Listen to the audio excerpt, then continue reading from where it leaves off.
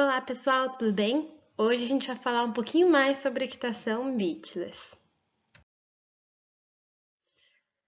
Então, nos vídeos anteriores a gente falou um pouquinho sobre quando usar a embocadura pode ser a melhor opção e também sobre quais as cabeçadas beachless existem, como ajustar essas cabeçadas e por que optar pela equitação beachless pode ser uma boa opção. Hoje a gente vai falar um pouquinho sobre como fazer a transição e como escolher qual modelo de cabeçada usar. Gostaria de convidar vocês para seguir a gente nas redes sociais. Então aqui estão os nossos links do nosso site, e-mail, Instagram, YouTube e Facebook. Para quem quiser saber um pouquinho mais sobre mim, é só dar uma pausa nesse slide aqui para ler todos esses tópicos que falam um pouquinho do meu currículo. Muita gente me pergunta como fazer a transição para o beachless.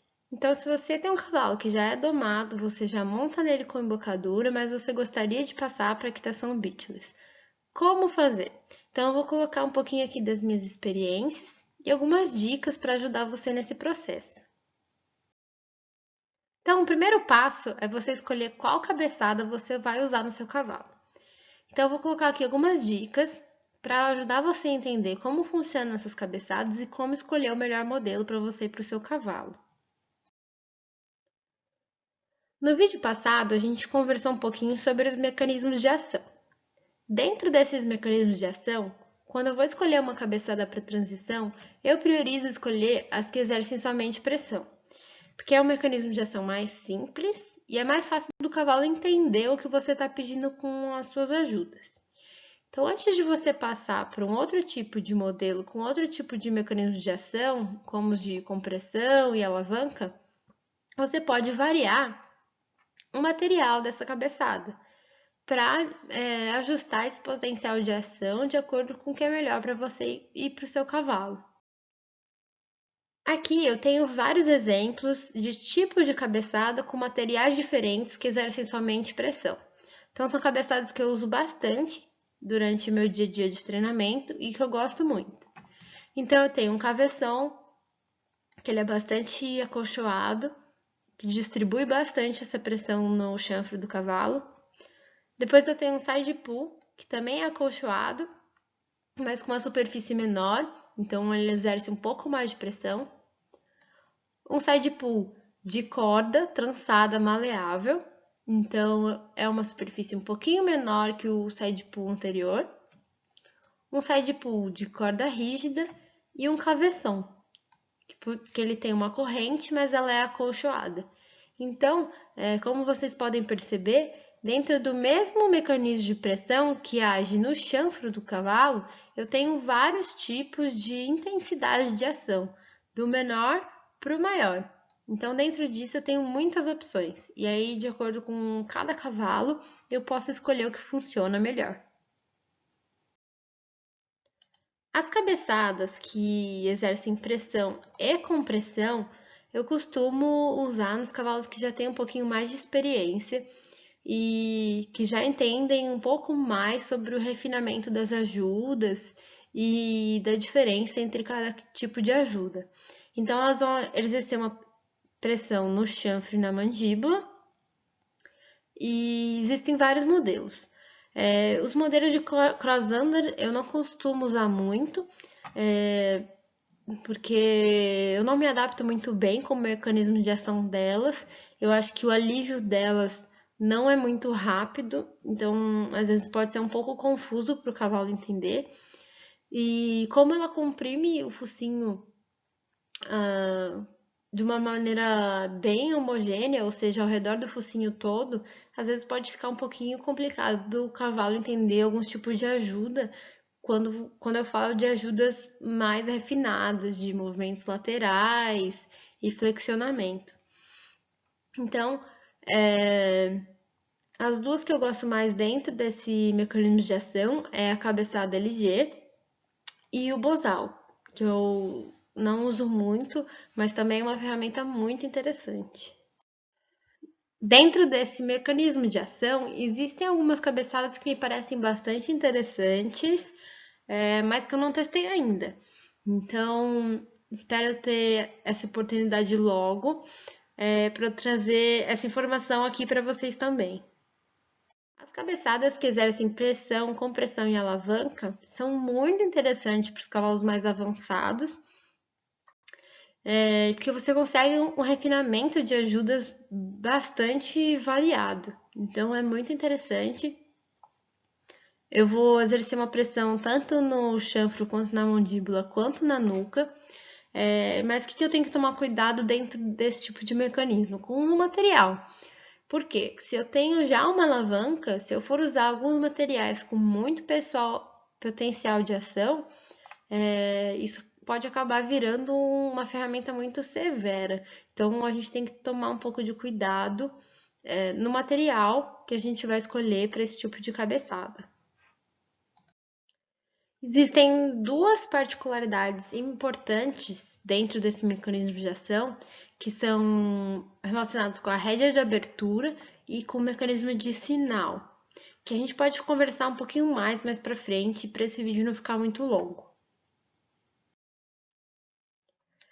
Aqui eu montei um fluxograma de como fazer a transição para o Beatless. Então a gente vai falar um pouquinho sobre cada etapa.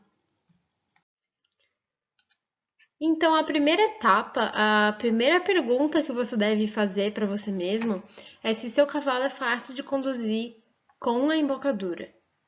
Se mesmo com a embocadura você tem algum problema de condução, é muito importante você descartar problemas físicos. Então, descartar se seu cavalo está sentindo algum tipo de dor e se ele tem algum tipo de lesão. Se você descartou esses problemas e mesmo assim a condução não está fácil para você, você precisa identificar e trabalhar possíveis traumas, ansiedade ou medo excessivo de alguma situação. E somente depois de trabalhar essas duas coisas, você pode trabalhar no treinamento em si do cavalo com a embocadura. Se você já descartou esses problemas físicos e questões em relação a traumas, então a gente cai no treinamento, em melhorar a resposta do cavalo às ajudas. Como você pode fazer isso? Trabalhando os comandos de voz, assento e pernas. Depois dessas etapas, vai acabar ficando fácil de você conduzir seu cavalo com a embocadura. Então, se o seu cavalo é fácil de conduzir com a embocadura, a gente passa para a próxima etapa. Seu cavalo é fácil de conduzir no cabresto? Se ele não for fácil de ser conduzido no cabresto, você precisa trabalhar o cabresteamento desse cavalo. Então, você vai fazer trabalho de chão para melhorar a resposta desse cavalo aos seus comandos. Então, parar, recuar, virar, tudo isso do chão com um cabresto, ou pode até ser uma cabeçada Beatless, para trabalhar essa condução. Se o seu cavalo é fácil de ser conduzido no cabresto, então a gente passa para a próxima etapa. Se o cavalo é fácil de ser conduzido montado com a cabeçada Beatless no redondel, então, se você tiver alguma dificuldade de realizar essa etapa, você vai trabalhar no redondel. Então, trabalhar as transições, mudança de direção, tudo nesse ambiente mais controlado que é o redondel, até que o cavalo responda bem às suas ajudas. Quando você já consegue conduzir seu cavalo facilmente com a cabeça da Beatless no redondel, você passa para a próxima etapa. Seu cavalo é fácil de conduzir e parar em todos os andamentos dentro de uma pista? Se você tiver algum problema nessas ajudas e nessa comunicação, você precisa investir bastante tempo em trabalhar esses comandos de voz, assentos, ajudas de perna, transições, mudança de direção dentro da pista, podendo até voltar um pouquinho em alguns exercícios para dentro do redondel. Quando já for muito fácil de conduzir seu cavalo dentro da pista, a gente passa para a próxima etapa. Seu cavalo é fácil de conduzir fora da pista de equitação? Se você ainda tiver alguma dificuldade de conduzir ele fora da pista, Trabalhe mais todos esses comandos, ajudas e transições dentro da pista, até você ter bastante segurança para poder fazer todos esses exercícios fora dela. Se seu cavalo é fácil de conduzir fora da pista de equitação, parabéns, você completou todas as etapas da transição.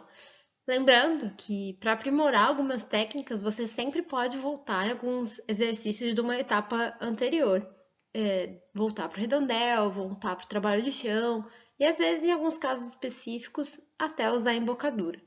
Então, nunca tenha medo de voltar nessas etapas para encontrar e resolver possíveis problemas no seu dia a dia de treinamento. Para eu treinar meu cavalo sem embocadura, ele precisa ter passado por um treinamento com embocadura? Não, não necessariamente. Esse fluxograma é muito semelhante com o processo de doma dos cavalos. Então, se você tem um cavalo que está sendo domado e nunca usou embocadura, é só seguir as outras etapas que não envolvem o uso da embocadura e seguir com o resto das etapas. Mas, se alguma dessas etapas estiver ficando muito desafiadora, não tenha medo de recorrer à embocadura. Afinal, é apenas uma ferramenta que auxilia o processo de aprendizagem. Então, tendo um treinador, um cavaleiro experiente que saiba utilizar a embocadura, essa ferramenta de uma maneira adequada, não tem problema nenhum de você introduzir isso no seu treinamento também. E lembrando também que no nosso site tem como baixar tanto esse fluxograma quanto uma apostila sobre a equitação BITDES. Então, se ficou alguma dúvida em relação ao que a gente conversou aqui hoje ou nos vídeos anteriores, pode deixar aqui nos comentários que eu tento responder nos próximos vídeos.